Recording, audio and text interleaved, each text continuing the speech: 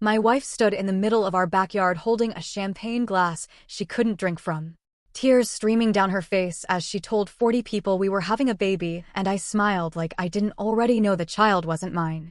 I work as an industrial safety inspector, which means I spend my days identifying risks before they become disasters, calculating failure points and systems that look perfectly stable from the outside.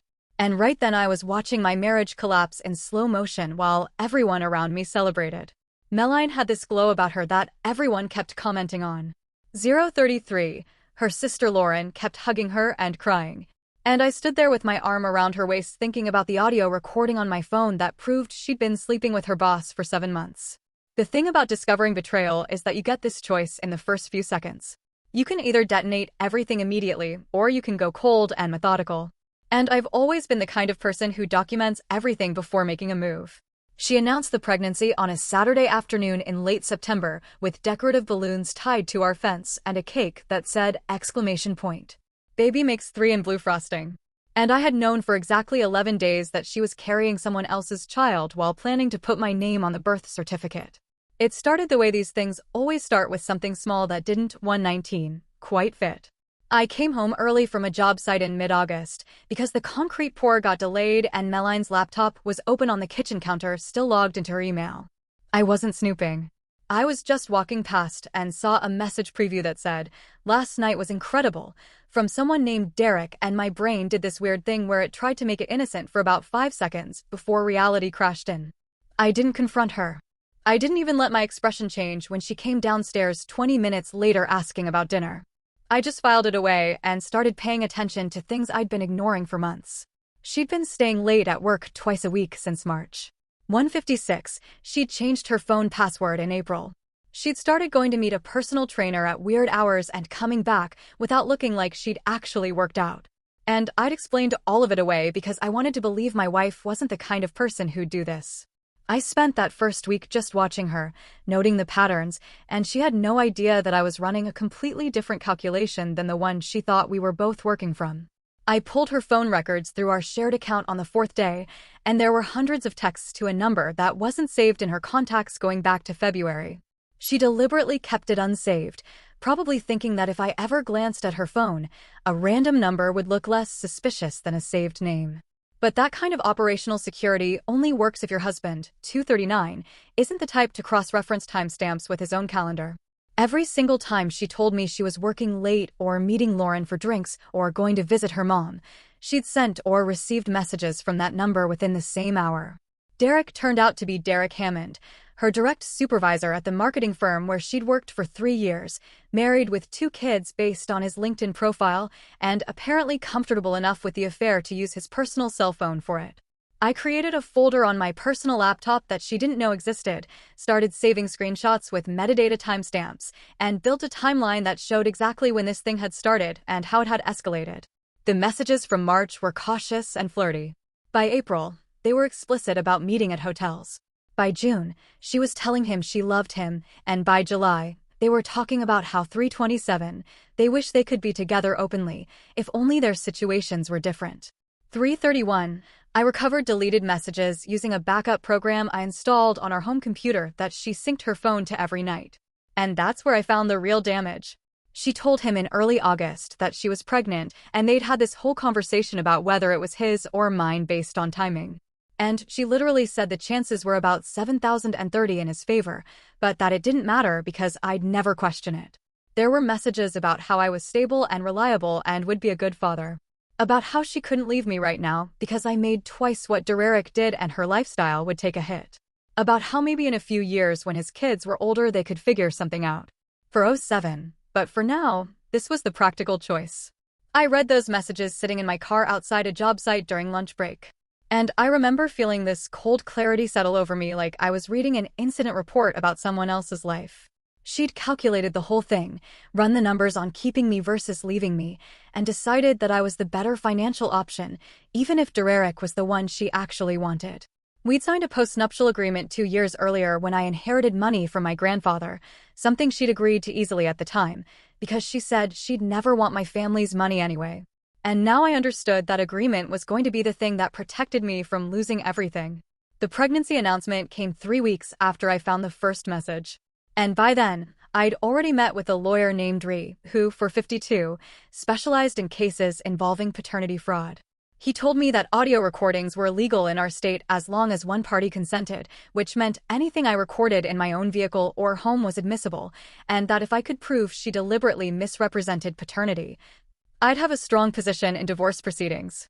Meline sometimes borrowed my truck when her car was getting serviced or when she needed to haul something, and I knew her car was scheduled for an oil change. That Wednesday, I installed a voice-activated recording app on an old smartphone, charged it fully, wrapped it in black electrical tape, and wedged it under the passenger seat of my truck on Tuesday night. She took my truck Wednesday morning like I knew she would, and I got exactly what I needed that afternoon when she called Derek during her lunch break, and they talked for 11 minutes. 5:38, he'd asked if she was sure about going through with it. And she'd said, ! It's his. I'll put my husband's name on everything. And honestly, Derek, this is better for everyone because Caleb will never leave once there's a kid involved. She talked about me like I was a safety net she was actively exploiting. Like my commitment to her was just another resource to be managed. And I listened to that recording 3 times after I retrieved the phone that evening to make sure I wasn't misunderstanding anything before I saved it to 4 different cloud services and sent a copy to Reeves.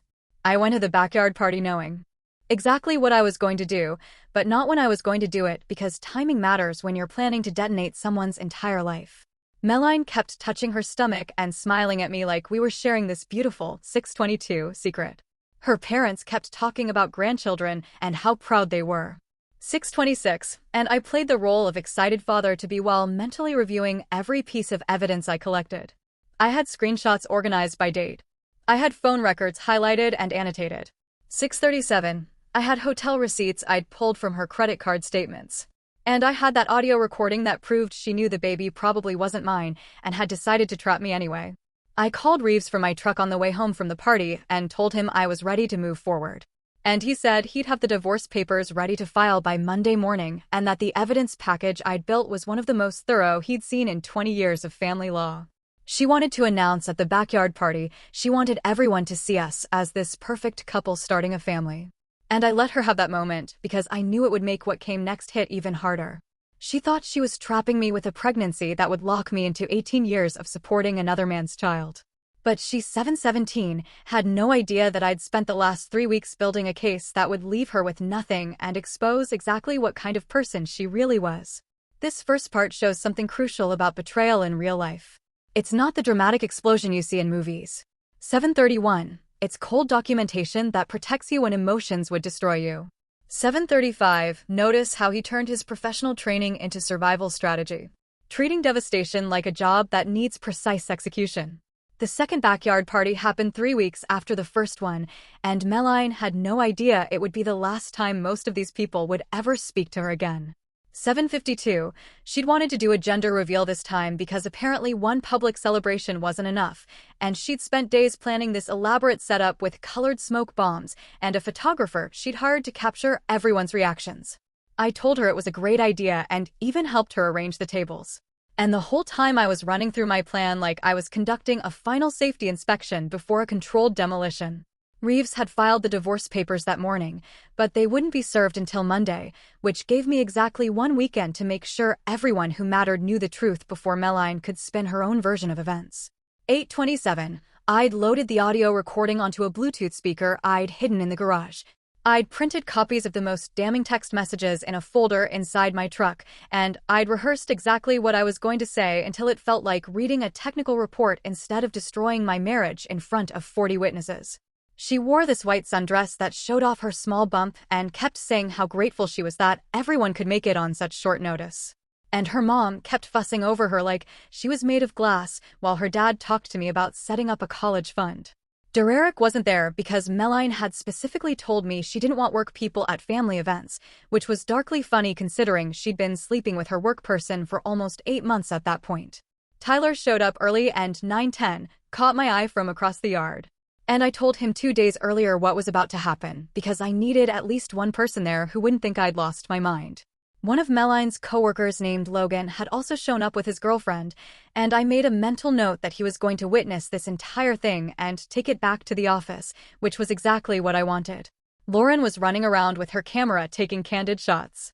Meline's parents were holding court near the food table, and I stood next to my wife with my hand on her lower back, thinking about how she'd told Derek that I was too stable to ever suspect anything.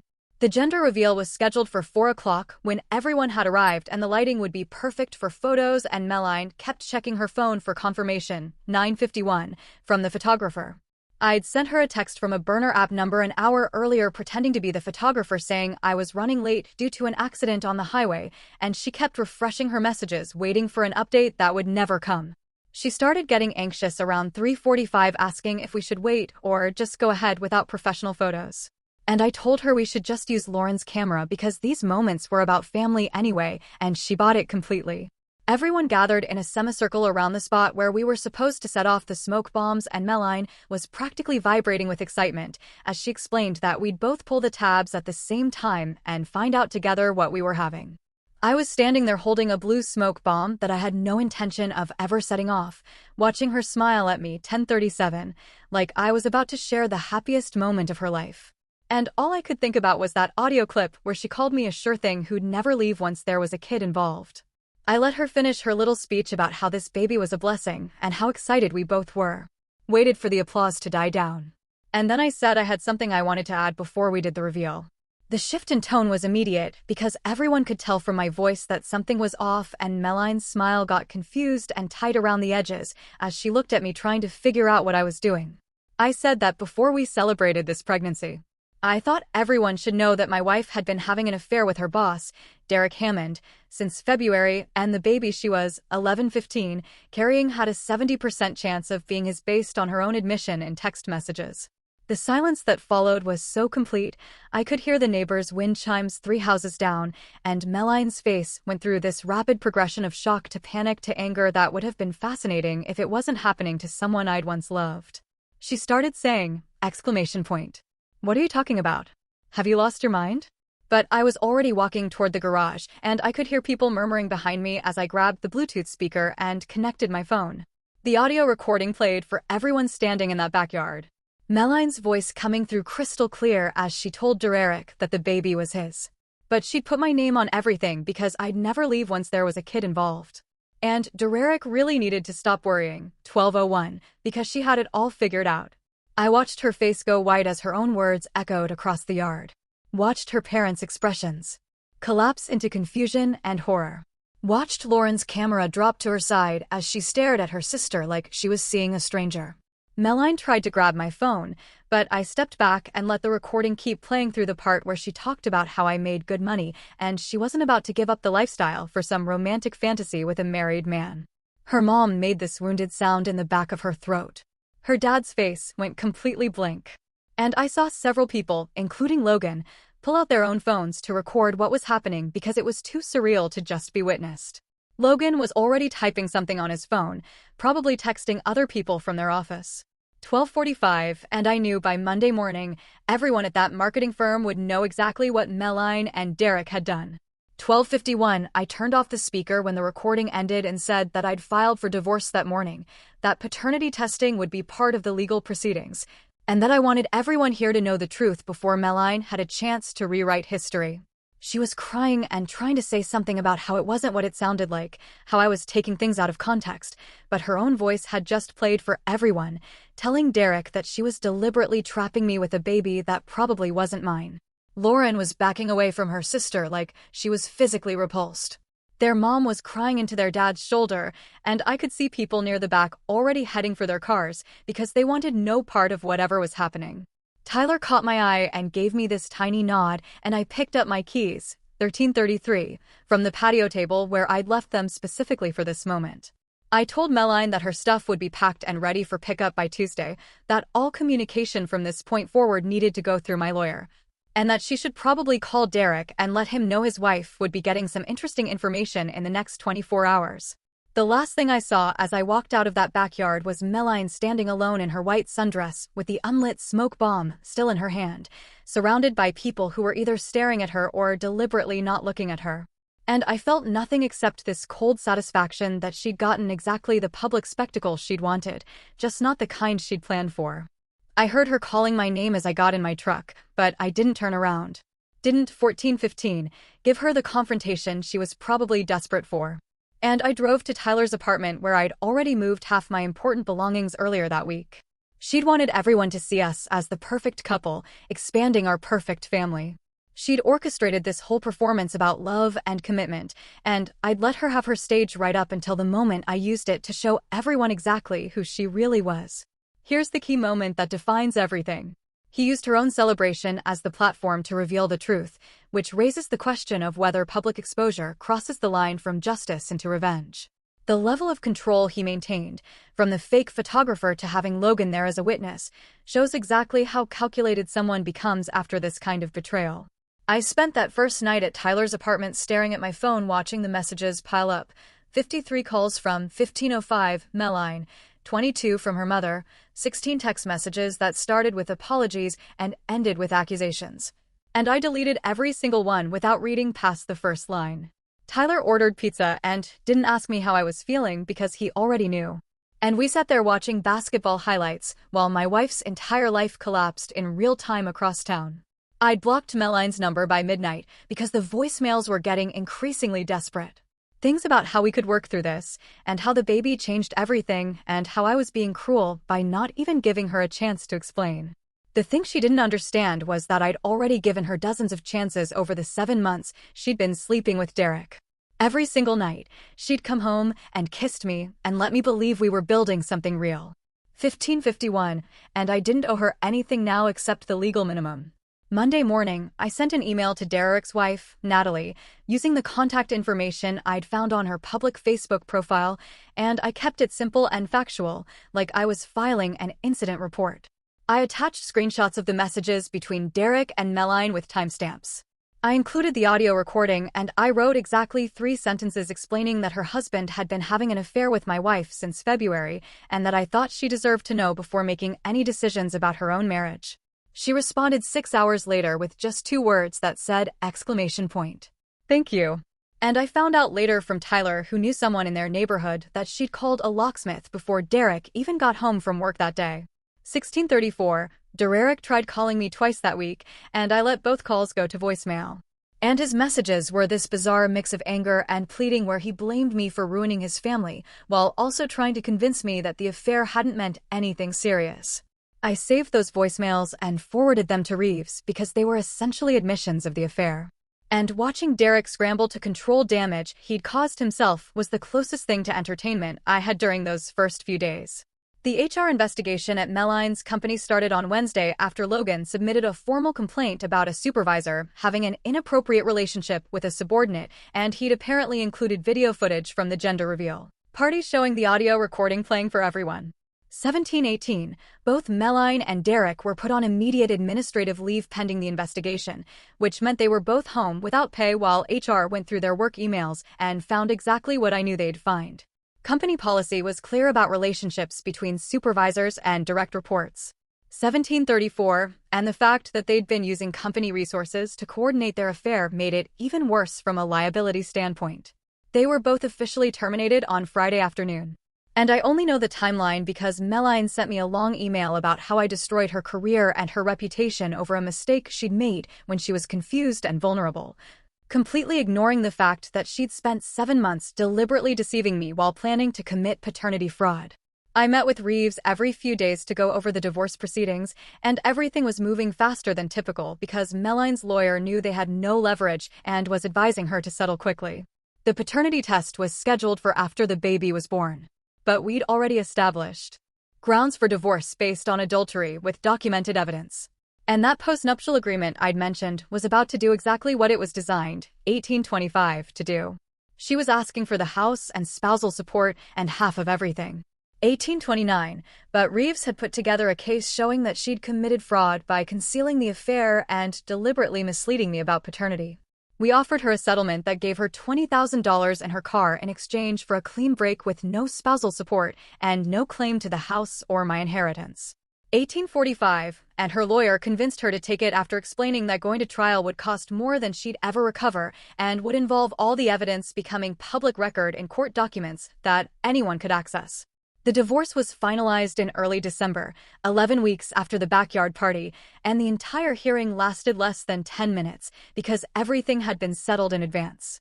I walked out of that courthouse feeling lighter than I had in months. Not happy exactly, but free from the constant weight of pretending everything was fine when it wasn't. 1915, Meline tried to approach me in the parking lot, but I kept walking. And I heard her yelling something about how I'd never know if I'd thrown away my own child, but I didn't turn around because I already knew the answer didn't matter anymore. The baby was born in March, and I got a letter from her lawyer requesting paternity testing. But I filed a motion to dismiss based on the settlement agreement she'd signed that explicitly waived any right to establish paternity as part of the divorce terms. 1941, and the judge agreed without even scheduling a hearing. I ran into Lauren at a coffee shop in April, and she apologized for not reaching out sooner. 1948, said she'd been processing everything and trying to figure out what she could have missed in her sister.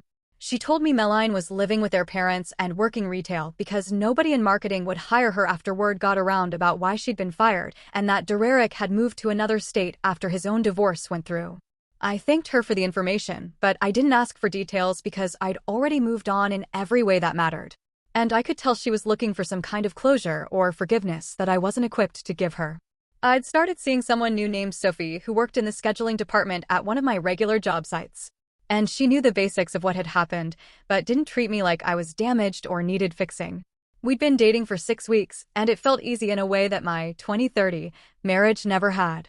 No constant calculations or second-guessing, just two people who enjoyed each other's company without the weight of betrayal hanging over everything. The Reddit post I eventually wrote wasn't about revenge or triumph or getting even. It was just about documenting what happens when someone tries to trap you and you refuse to be trapped. People in the comments kept calling me cold or calculating, asking how I'd managed to stay calm through all of it. And the truth was that staying calm was the only thing that kept me from falling apart completely. I'd loved Meline enough to marry her and plan a future with her. 2105, and finding out she'd been using that love as leverage to secure her lifestyle had broken something fundamental in how I understood relationships. But I wasn't going to let her take anything else from me. Not my house or my money or my sense of self. And playing it cold and methodical was the only way I knew how to survive losing someone I'd thought I'd spend my life with. I'm not the guy who got cheated on anymore. I'm just me, and that's enough. What this story demonstrates is that protecting yourself legally before confronting betrayal isn't cold.